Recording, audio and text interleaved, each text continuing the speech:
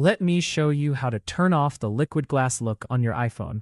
If you don't really like the new liquid glass appearance of your iPhone and you want your apps and menus to look more traditional, I'll show you exactly what you can change. First, let's start with your home screen. Press and hold anywhere on an empty area of your home screen until the app icons start to move. Then tap Edit and select Customize. Here, you'll see several different options for changing the appearance of your app icons.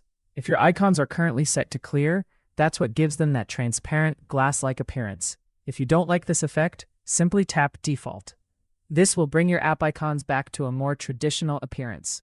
You can also choose between the light and dark options, depending on how you want your icons to look.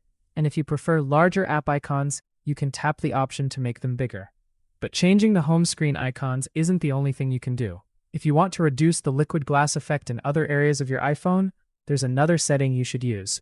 Open the Settings app, then scroll down and tap Accessibility. From here, select Display and Text Size. Now look for Reduce Transparency. This setting reduces transparency and blur effects on certain backgrounds throughout iOS. So turn on Reduce Transparency. You'll also find an option called Increase Contrast. Turn this on as well if you want interface elements to look sharper and more defined. Now, when you open areas such as Control Center, you'll notice that the transparent and blurry appearance is reduced.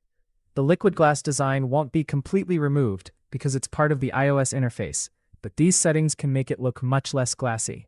So if you don't like the liquid glass look, change your home screen icons from clear to default. Then go to Settings, Accessibility, Display and Text Size, and turn on Reduce Transparency.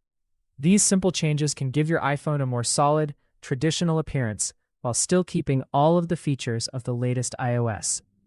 And that's how you can reduce the liquid glass look on your iPhone and make the interface feel more like the traditional iPhone design.